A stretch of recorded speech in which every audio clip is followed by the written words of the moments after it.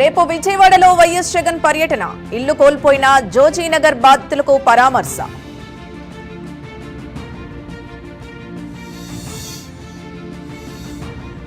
మూడో విడత ఎన్నికల పోలింగ్ కు ముమ్మర ఏర్పాట్లు. రేపు 3752 సర్పంచ్ స్థానాలకు ఎన్నికలు.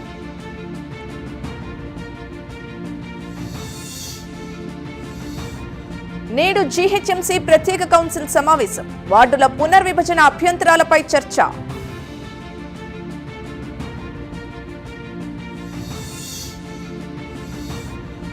రేపు టీటీడీ పాలక మండలి సమావేశం. 60 ఎజెండా అంశాలపై తీర్మానాలు.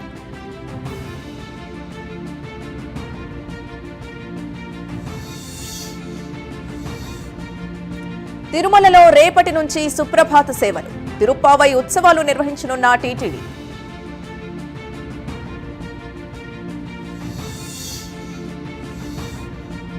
మెడికల్ కాలేజీల ప్రైవేటీకరణపై వైసీపీ పోరుబాట. కోటి సంతకాల సేకరణ కార్యక్రమం.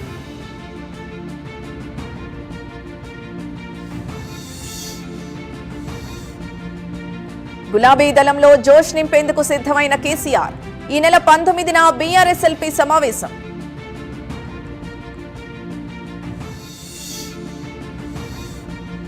కేంద్ర మంత్రి ధర్మేంద్ర ప్రధాన్తో నారా లోకేష్ భేటీ. ఏపీలో విద్యా ప్రమాణాల పెంపుపై వివరణ.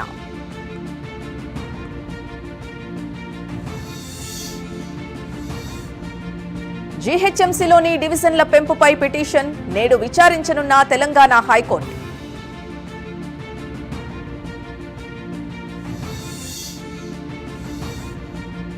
తెలుగు రాష్ట్రాల్లో తీవ్ర స్థాయికి చేరుకున్న చలి.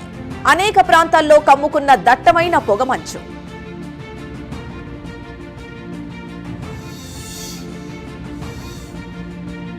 తెలంగాణలో యూరియా కోసం మొబైల్ యాప్ ఈ నెల 20 నుంచి ప్రయోగాత్మకంగా అమలు.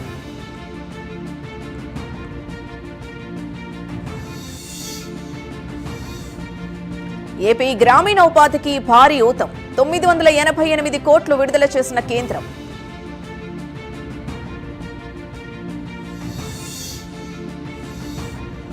ఢిల్లీలో ఏపీ మంత్రి లోకేష్ బిజీ. కేంద్ర మంత్రులతో వరుస భేటీలు, పలు విజ్ఞప్తులు.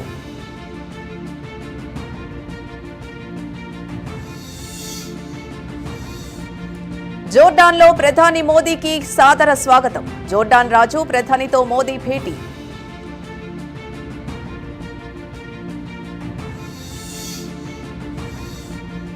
నేడు ఇథియోపియాకు ప్రధాని నరేంద్ర మోదీ. మరింత బలపడనున్న ఇరు దేశాల స్నేహ సంబంధాలు.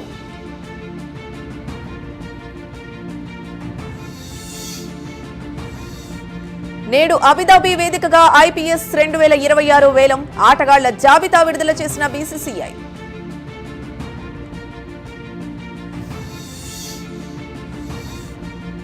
ఢిల్లీ నుంచి రాకపోకలు సాగించే పలు విమానాలు రద్దు. తీవ్రమైన పొగమంచు వల్ల విమానాలు నిలిపివేత.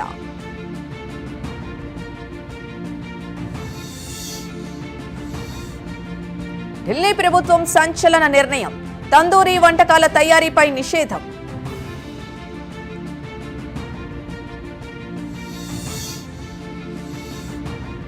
వివాదంలో చిక్కుకున్న బీహార్ సీఎం.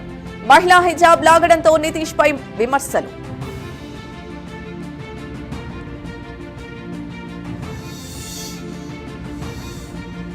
పెహల్గాం ఉగ్రదాడి కేసులో ఛార్జ్షీట్ దాఖలు. ప్రధాన సూత్రధారిగా లష్కరే తోయిబా కమాండర్.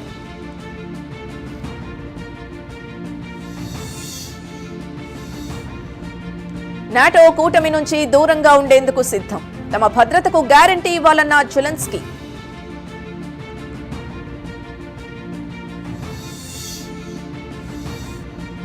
ఆస్ట్రేలియా బీచ్లో కాల్పుల ఘటనలో దర్యాప్తు ముమ్మరం.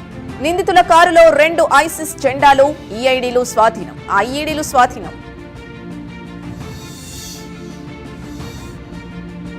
న్యూజిలాండ్ వీసా దరఖాస్తు కేంద్రాల్లో సర్వీసు ఫీజు పెంపు. జనవరి 1 నుంచి అమల్లోకి కొత్త ఛార్జీలు.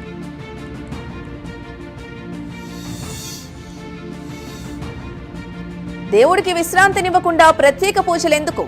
ఆలయ నియమాలు, సమయాలు పాటించాలన్న సుప్రీంకోర్టు.